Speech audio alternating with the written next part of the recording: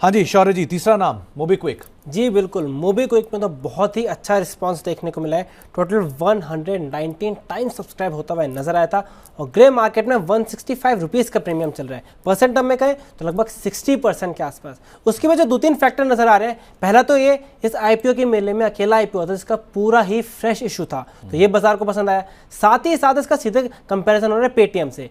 Paytm अभी loss making है, ये कंपनी पिछले साल यानी FY24 में प्रॉफिट मेकिंग हो चुकी थी, तो वो बाजार को पसंद आ रही है कि कंपैरिजन में अच्छे नजर आ रही है। Although price to book value के हिसाब से पेटीएम से महंगी नजर आ रही है, लेकिन एक कंपनी ऐसी होती है, इनका सबसे बड़ा जो एसेट्स होते हैं वो ऑफ बैलेंस शीट होते हैं टेक्नोलॉजी, तो उसको इतना इंपॉर्टेंस नहीं दिए जाते हैं इनको वैल्यू करने में। तो इन सारी बातों से हम देख सकते हैं कि मोबीक्विक को अच्छा खासा रिस्पॉन्स मिलते हुए नजर आ रहा है और 60% का प्रीमियम कमांड कर रही है ऐसे बाजार में। तो अरुण सर, जो न्यू एज थीम है, मार्केट अभी भी उसको पकड़ के बैठा हुआ है और अभी भी वहाँ पे इंटरेस्ट काफ़ी ज़्यादा है। क्या कह सकते हैं, वो जोमेटो की बढ़िया तेज़ी, स्विगी की बढ़िया ऑल टाइम हाइज, क्या मार्केट इसी को ही इनकैश करने की कोशिश कर रहा है यहाँ पर भी? क्योंकि ये पूरा फ्रेश इशू भी है, सो बाजार ये मान रहा है कि शायद यहाँ से नंबर्स इनके पास पहुँचेंगे, इम्प्रूवमेंट आएगा, बैलेंस शीट स्ट्रेंथन होगी और वो नंबर्स पर रिफ्लेक्ट भी करेगा गोइंग फॉरवर्ड। आप क्या रीड कर रहे हो, उसमें क्या करना चाहिए? सुमित, इस कंपनी में 3-4 चीज पे मैं आपका ध्यान दोहराऊंगा जो आपके निवेशक ध्यान में रखे। सबसे पहले ये इश्यू रीफाइल हुई थी और रीफाइल में साइज ऑफ इश्यू को कम किया गया था। फ्रेश इश्यू भी कम हुई थी और OFS पोर्शन हटा दिया गया था।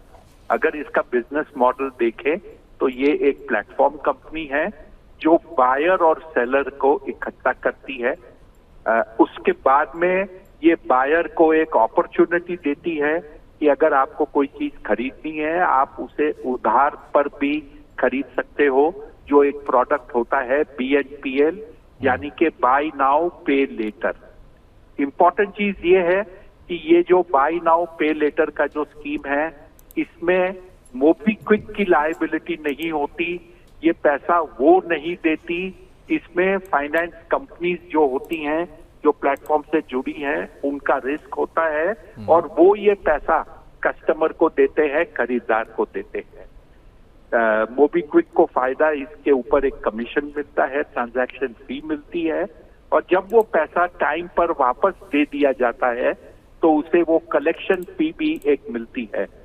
तो प्लेटफॉर्म के जरिए एक कमाई का साधन और एक बड़ा कमाई का साधन, क्योंकि ये सब कुछ जिसे कहते हैं टियर 2 टियर 3 में ज्यादा इसकी चलन है और ये ट्रांजैक्शन बेस्ड इनकम है।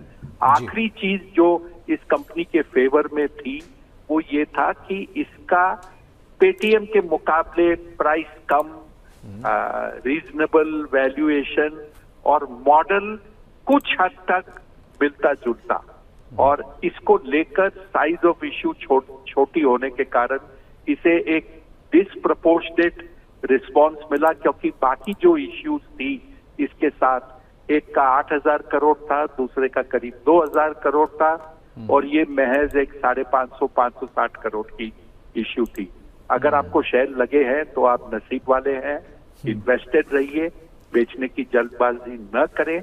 और अगर आप इसमें लिस्टिंग डे पे लेना चाहते हैं तो ये ध्यान में रखिए 60% का प्रीमियम चल रहा है, हो सकता है 50-70% के आसपास की रेंज में ये शेयर खुले और ट्रेड करे, सोच समझकर इतना ऊंचे भाव पे निवेश करें।